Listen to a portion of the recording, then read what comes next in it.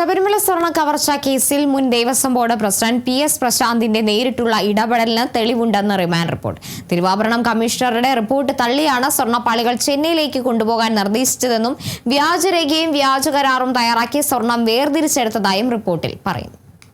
ശബരിമല സ്വർണ്ണക്കൊള്ളക്കേസിൽ മുൻ Devaswom board president PS പ്രശാന്തിനെതിരെ ഗുരുതര കണ്ടെത്തലുകളാണ് remand റിപ്പോർട്ടിലുള്ളത്.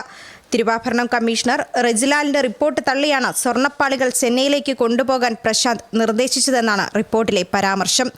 സ്വർണം ഇളക്കി മാറ്റി വീണ്ടും പ്ലേറ്റിംഗ് ചെയ്യാനുള്ള സൗകര്യം സ്മാർട്ട് ക്രിയേഷൻസിനില്ലെന്നും പരമ്പരാഗത രീതി സ്വീകരിക്കണമെന്നുമായിരുന്നു കമ്മീഷണറുടെ റിപ്പോർട്ട്.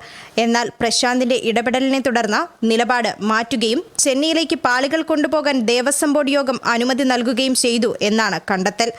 പാളികൾ ചെന്നൈയിലേക്ക് കൊണ്ടുപോകാൻ വ്യാജരേഖ തയ്യാറാക്കിയെന്നും നിയമാനുസൃത കരാർ ഇല്ലാതെയാണ് നടപടികൾ ആരംഭിച്ചതെന്നും റിപ്പോർട്ടിൽ പറയുന്നു.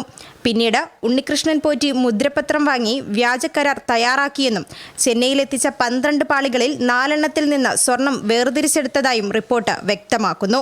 2019 സ്വർണ്ണക്കൊള്ള മറച്ചുവെക്കാനുള്ള ഗൂഢാലോചനയാണ് പ്രതികൾ നടത്തിയതെന്നും ഇതുവഴി ദേവസ്വം ബോർഡിന് നഷ്ടവും സ്മാർട്ട് ക്രിയേഷൻസ് ഉടമ പങ്കജ് ഭണ്ഡാരിക്ക് അന്യായ ലാഭവും ഉണ്ടാക്കിയെന്നും SIT ആരോപിക്കുന്നു. 2020 മുതൽ 25 വരെയുള്ള ദേവസ്വം ബോർഡ് ജീവനക്കാരുടെ പങ്കും വിശദമായി അന്വേഷിക്കണമെന്നാണ് റിമാൻഡ് റിപ്പോർട്ടിൽ ആവശ്യപ്പെട്ടിട്ടുള്ളത്. Kerala vision news, Thiruvananthapuram.